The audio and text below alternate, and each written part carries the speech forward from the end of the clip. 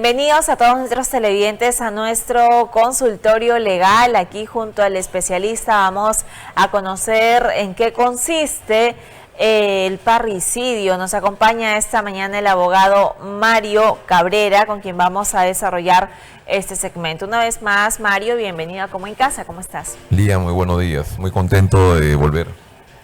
Muchas gracias, Mario. Explícanos, por favor, a qué nos referimos cuando hablamos de parricidio, en qué consiste este delito. Bueno, el delito de parricidio se encuentra tipificado en nuestro Código Penal, ¿no? Para ser más exacto, en el artículo 107, y dice de la redacción del tipo penal, dice el que mata a sabiendas a su ascendiente, a su descendiente. Cuando nos referimos a su ascendiente, nos referimos al que mata a su padre, a su abuelo, bisabuelo. Cuando nos referimos a los descendientes, nos referimos a lo que descienden ellos, ¿no? Los hijos, los nietos, los bisnietos. Y no solamente ello, el código no nos habla solamente de un vínculo consanguíneo, cuando hablamos de ascendiente, descendiente. También nos habla de un vínculo jurídico. ¿Cuál es el vínculo jurídico que nos establece el Código Penal?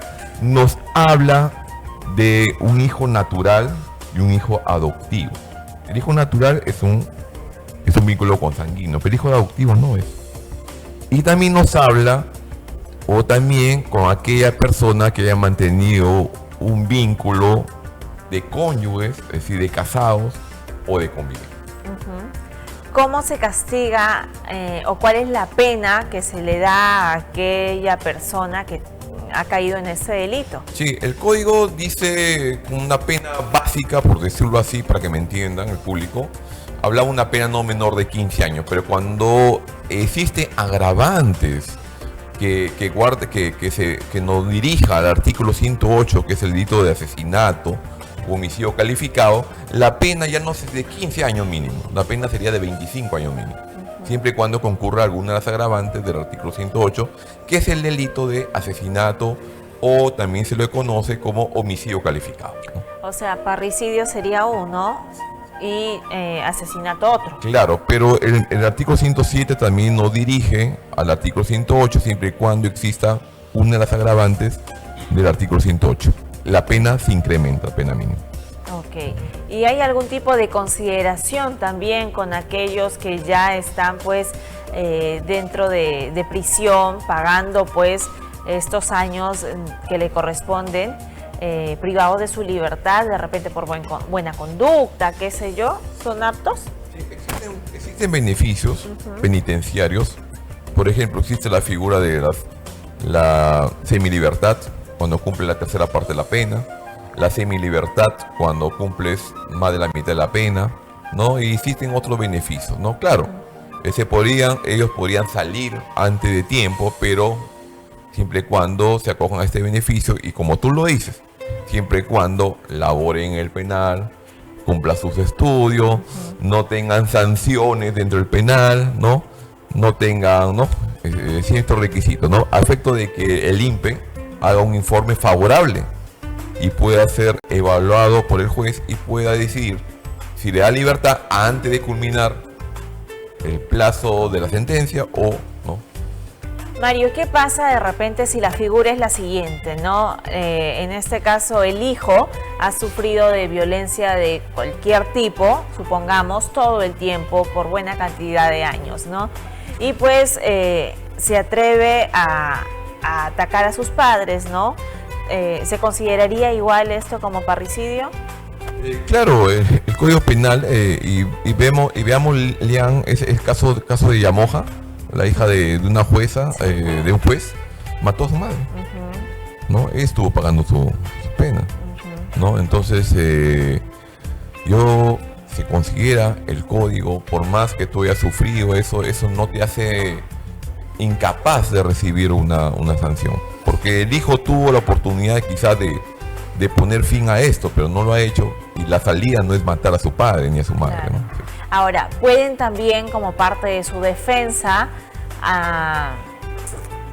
indicar que, bueno, tiene algún problema psicológico posiblemente para que la sanción o la pena sea aún menor. Bueno, en ese caso yo como abogado de la defensa yo plantearía que no lo hizo conscientemente. Entonces, si la ley dice que no lo hizo conscientemente, no tuvo voluntad para hacerlo y lo hizo, tiene un trastorno psicológico, etcétera, etcétera, etcétera, y lógicamente tiene que ser acreditado con un informe médico. Claro. No, por decirlo así. Entonces yo lo pondría lo hacía ver como una persona inimputable. Entonces esa persona inimputable no se le manda al penal, pero sí tiene una medida de seguridad que puede ser internado, ¿no? Un centro psiquiátrico. Muy bien, ahí cumple su pena. Ok, por todo el tiempo que debería de estar en prisión o todo el tiempo en el que los médicos determinen ya está. Claro. El médico va a emitir su informe y va a ser valorado por el juez. Entonces, pero antes de irse al penal o irse a un centro hospitalario o centro psiquiátrico, ¿no? Creo que es un beneficio para... ¿no? Los casos de parricidio en nuestra ciudad, en nuestro país, son muy comunes de observar, Mario. Bueno, comunes como delitos contra la vida, yo más lo veo los feminicidios, el que mata a una mujer por su condición de tal, veo los homicidios, el sicariato, ¿no? Muerte, ¿no? Porque tú no me pagas un dinero, ¿no? Pero los parricidios no he visto últimamente mucho parricidio. No, muy bien, vamos con las preguntas del público, ¿no? Nos dice, ¿qué diferencia hay entre un homicidio común y parricidio, Mario? Claro, importante. Un homicidio común, entre el sujeto activo y el sujeto pasivo. Sujeto activo que realiza, sujeto pasivo que recibe. No debe haber un vínculo de parentesco. Puede ser cualquier persona.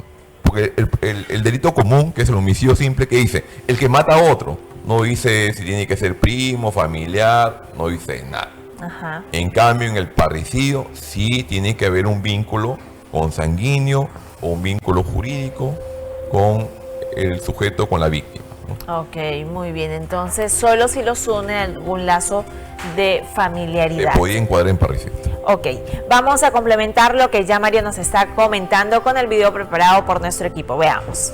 El parricidio es uno de los delitos más graves contemplados en nuestro Código Penal. Se entiende como el acto de dar muerte al padre, madre, hijo, cónyuge o conviviente, es decir, a un familiar directo con quien existe un vínculo cercano de consanguinidad o afecto reconocido por la ley. Lo que diferencia al parricidio del homicidio común es precisamente esa relación especial entre la víctima y el agresor. La ley considera que atentar contra la vida de un familiar conlleva un mayor grado de reproche social y moral, por lo que las sanciones son mucho más severas. En el Perú, el artículo 107 del Código Penal establece que quien comete parricidio puede enfrentar una pena privativa de libertad no menor de 15 años y que, en circunstancias agravantes, podría llegar incluso a cadena perpetua. Pero más allá de la sanción legal, el parricidio refleja realidades complejas, conflictos familiares intensos, violencia doméstica no atendida o situaciones de salud mental que no fueron detectadas a tiempo. Por eso, la prevención y la intervención temprana son esenciales. Es importante recordar que la violencia dentro del hogar no debe normalizarse. Si existen señales de maltrato físico o psicológico, es necesario buscar ayuda profesional, denunciar y activar los mecanismos de protección que la ley ofrece. El parricidio no solo destruye a la víctima, sino que también rompe para siempre la estructura familiar, dejando profundas huellas en los hijos, hermanos y en toda la comunidad. Por ello, conocer, prevenir y actuar a tiempo pueden marcar la diferencia entre la vida y la tragedia. La justicia existe para sancionar, pero también es nuestra responsabilidad como sociedad promover el respeto, el diálogo y la paz en los hogares. Mario, por último, ¿qué pasa, bueno, si la situación se presenta de la siguiente manera, ¿no? El hijo atenta contra la vida de sus padres con la intención de quedarse con la herencia y llegan a darse las investigaciones y a ellos como responsables y también se queda claro y sale a la luz sus verdaderas intenciones. ¿Se le agrega un delito más? No, sería un parricidio con agravante. Eso es lo que te digo, Lian, que ese agravante sería por lucro, ¿no? Fines económicos, móviles económicos. Entonces ya el código señala que si existe un agravante por lucro que está señalado en el homicidio calificado, entonces la pena ya aumenta, la pena mínima no menor de 25. Entonces de 15 ya la aumenta, ¿no? Y la máxima es, ¿no? Ok. Muy bien, uno escucha este delito, ¿no? Y dice, ¿cómo puede ser posible de que alguien llegue a este extremo, ¿no? Que cualquiera diría, pero esto es cadena perpetua, ¿no llega a tener este nivel de sentencia, un caso de parricidio, o de qué dependerá? Dependerá, lógicamente, si esa persona también tiene antecedentes, ¿no? Y lógicamente, pero ya con una pena ya de 35 años, ¿no?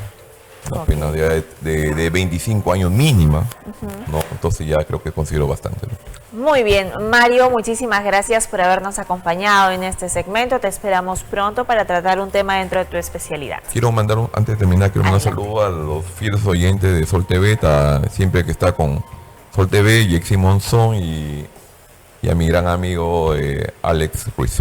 Un saludo entonces para ello de parte del equipo de Como en Casa también. Gracias, Mario. Nos vamos a una corta pausa y venimos con mucho más. No se mueva. Alegría, como en casa.